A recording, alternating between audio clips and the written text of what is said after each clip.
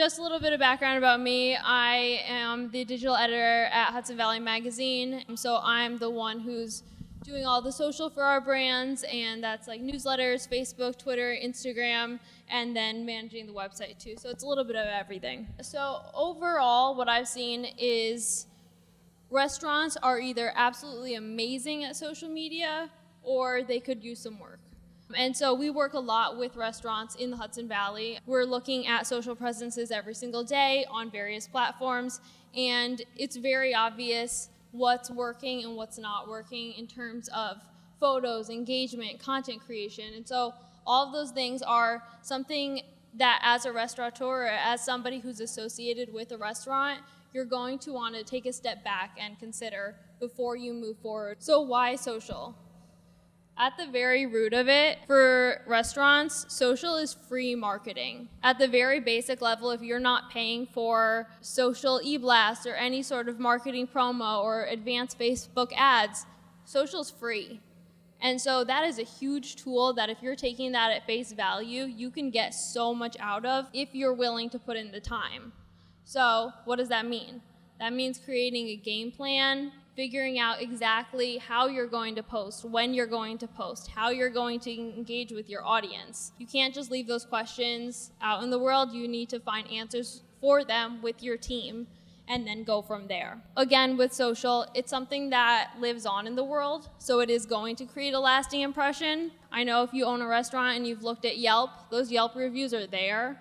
Those Facebook reviews are there. So that's something that you need to keep in mind going forward, because the way you engage and the content you're putting out, it's going to live on. When I was thinking about what's most effective for restaurants and food brands in the region, 3 things really stood out for me.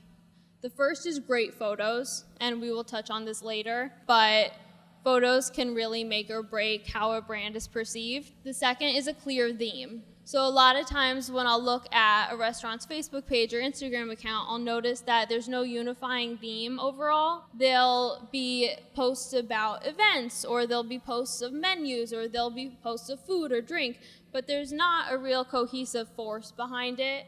And when you look at a page, you want it to kind of tell the story of your restaurant. So before people even step inside your restaurant or your shop, you want to give them a sense of what they'll find there, so that when they actually go, they're very pleasantly surprised, and also they know what to expect. So it's not an absolutely unfamiliar thing. And then the last one is consistent posting. Just because you have a social account doesn't mean you're getting the most out of it.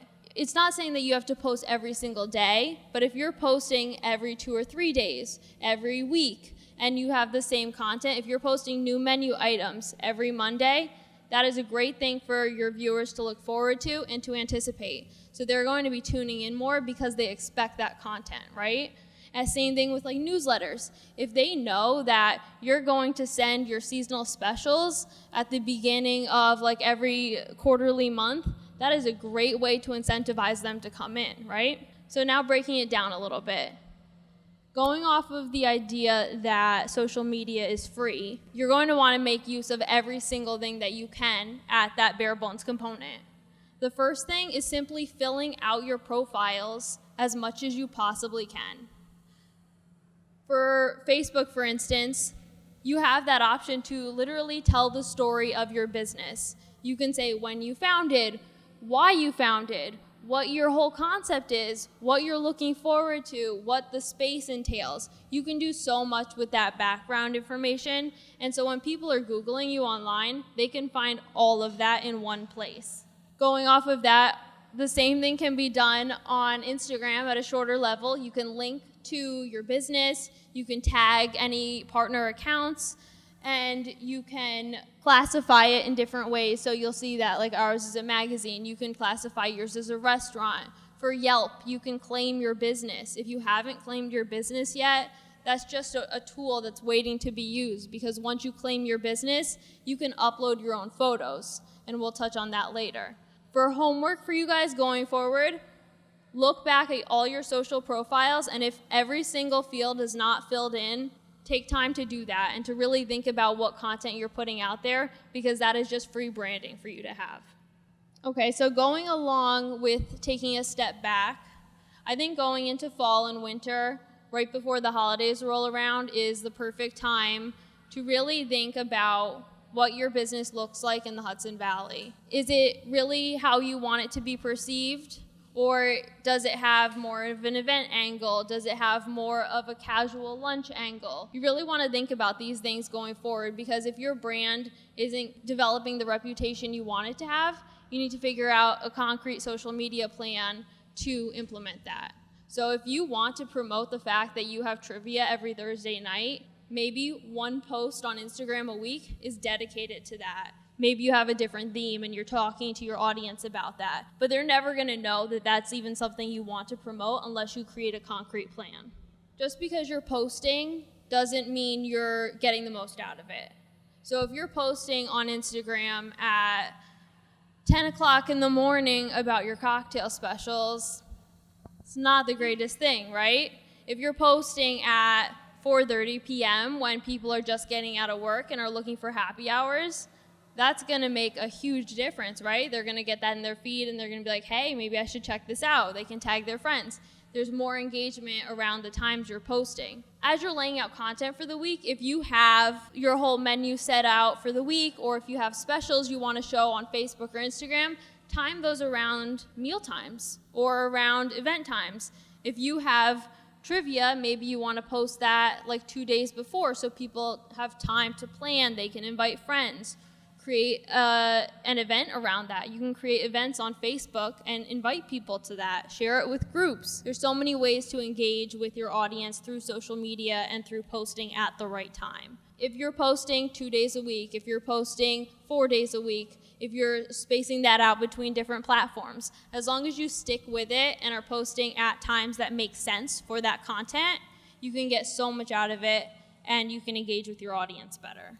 So this is just a basic lineup of some of the social platforms available to you. Obviously, there are so many more than just these, but this is kind of a taste. The first one is Instagram, and I think for restaurants, this has the most potential just because food is such a visual concept. And so if you're posting amazing imagery on Instagram, that's an instant seller. People are going to see that, they're going to get hungry, they're going to want to try it for themselves. Also with that is the availability of geotagging. So if you can put the place where you're at, where you're dining, as part of your post, anybody can search that and get a sense for it that's not just what the restaurant is posting.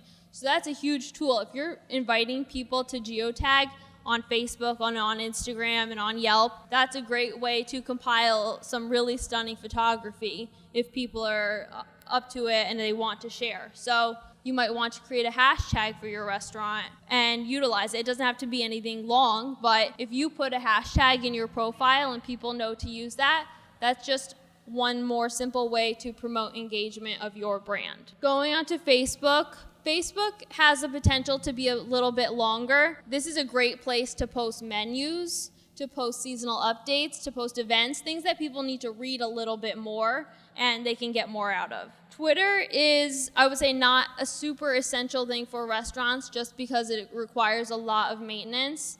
That being said, if you do have somebody who's willing to do a post a day or something like that, that's a great way to engage with hashtags at a local level too. So if you're hashtagging Hudson Valley or you're hashtagging Taco Tuesday, that's a really easy way to get your brand out there on another platform. And then last but not least is newsletters. Newsletters are a really great tool.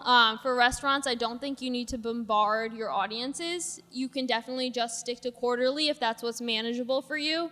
Or if you're having a special sale, if you want to promote about Restaurant Week, your Restaurant Week menu, that's a great way to send that out and get people just aware and more engaged. My main word of advice is, if you can, hire a photographer just to take some preliminary photos for your business.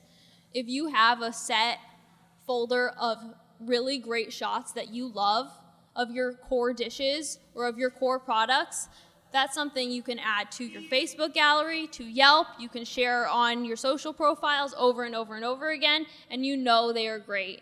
And if you want to update those photos quarterly or yearly or as ever works for your business, that is a great resource to invest in. And if you find a photographer who's local, who's getting started on Facebook or in the community, that's just a really valuable resource that just extends in tiers. And as your business progresses, you can get better with it. And then again, if you don't have those resources, iPhone photos are great too. You just have to make sure you're getting well-lit shots. They're not at weird angles. Overhead shots are big sellers, as are close-up detail shots, right? Everyone loves a cheese pull. So that is it for me. I hope you guys have an amazing restaurant week. If you have questions or concerns or any tidbits about social media, feel free to ask. I'll be around for a while.